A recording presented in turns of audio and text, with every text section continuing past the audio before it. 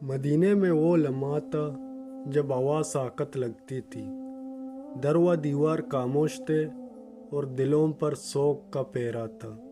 نبی کریم محمد مصطفیٰ صلی اللہ علیہ وسلم کی وفات کے بعد ایسا لگتا تھا جیسے مدینے کا آسمان بجھ گیا ہو۔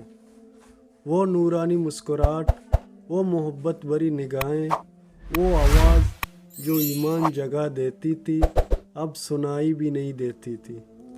معزز سامعین، رسول اللہ صلی اللہ علیہ وسلم کی رحلت کے بعد خلافت کی ذمہ داری حضرت ابوبکر صدیق رضی اللہ تعالیٰ عنہ کے حصے میں آئی، جو نبی صلی اللہ علیہ وسلم کے قریبی ساتھی اور سچے دوست تھے۔ انہیں نہ صرف ایک بکھرتی ہوئی امت کو سنبھالنا تھا بلکہ کئی اہم فیصلے بھی کرنے تھے، جن میں سے ایک فیصلہ تھا باغ فدق کا۔ فدق خیبر کے قریب ایک زرخیز علاقہ تھا۔ یہ جنگ کے بغیر نبی صلی اللہ علیہ وسلم کو مال فیہ کے طور پر ملا تھا، یعنی وہ مال جو بغیر جنگ کے حاصل ہو۔ چونکہ اس پر تلوار نہیں چلی تھی، اس لیے شریعت کے مطابق یہ نبی صلی اللہ علیہ وسلم کے ذاتی تصرف میں تھا۔ نبی کریم صلی اللہ علیہ وسلم اس زمین کی آمدنی سے یتیموں، مسکینوں، بیواؤں اور اپنے قرابت داروں کا قرض اٹھاتے تھے۔ روایت ہے کہ آپ صلی اللہ علیہ وسلم نے یہ زمین اپنے لخت جگر حضرت فاطمہ رضی اللہ تعالیٰ عنہ کو عطا کی تھی۔ نبی صلی اللہ علیہ وسلم کی وفات کے کچھ عرصے بعد حضرت فاطمہ رضی اللہ تعالیٰ عنہ خلیفہ وقت حضرت ابوبکر صدیق رضی اللہ تعالیٰ عنہ کے پاس آئیں۔ ان کے ساتھ حضرت علی اور ایمن بھی تھیں۔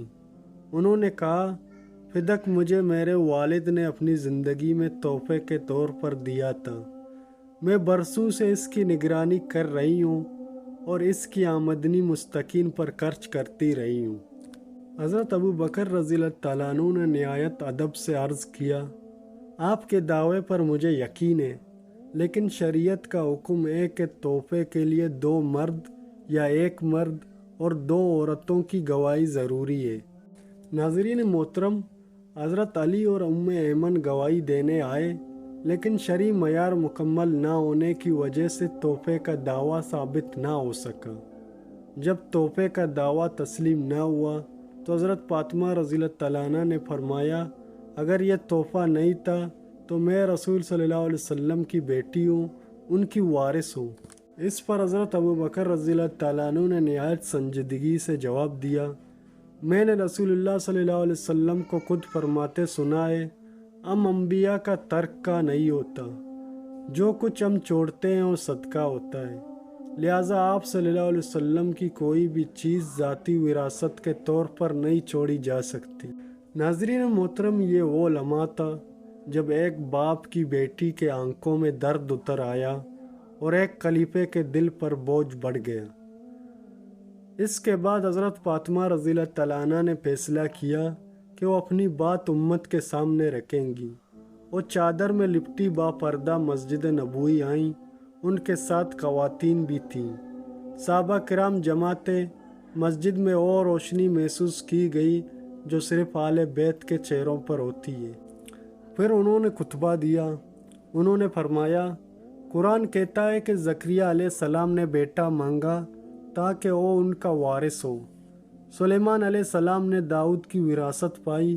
کیا یہ سب جھوٹ ہے؟ کیا میں اپنے باپ کی بیٹی نہیں؟ کیا علی اور ایمن کی گواہی ناقابل اعتبار ہے؟ تم نے مجھے میرے حق سے محروم کر دیا، لیکن یاد رکھو قیامت کے دن یہ فیصلہ اللہ کے سامنے ہوگا۔ مسجد میں خاموشی چھا گئی۔ صحابہ کرام رضی اللہ تعالیٰ عنہ کی آنکھیں بھیگ گئیں، مگر قانون اور حدیث نبوی صلی اللہ علیہ وسلم کے مطابق خلیفہ نے اپنی جگہ سے 1 انچ نہ ہٹایا۔ اس کے بعد حضرت فاطمہ رضی اللہ تعالیٰ عنہ خاموش ہو گئی، دل شکستہ، تنہا، مگر صبر میں ڈلی ہوئی۔ روایت بتاتی ہے کہ وہ زیادہ عرصہ زندہ نہ رہ سکی۔ چند ماہ بعد وہ دنیا سے رخصت ہو گئی۔ فدق کا معاملہ امت میں گونجتا رہا۔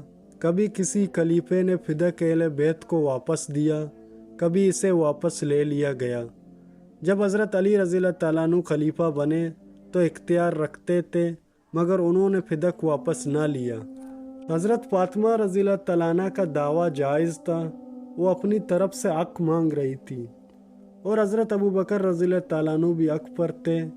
انہوں نے فیصلہ نبی صلی اللہ علیہ وسلم کی حدیث اور شریعت کے مطابق کیا، نہ کہ کسی ذاتی رائے یا سیاست کے تحت۔ ناظرین محترم، یہ اختلاف نظریاتی اور شرعی اجتہاد کا تھا، نہ کہ دشمنی یا کینہ کا۔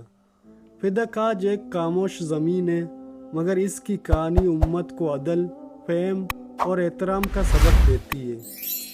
تو معزز سامعین، آج کی ویڈیو یہیں تک۔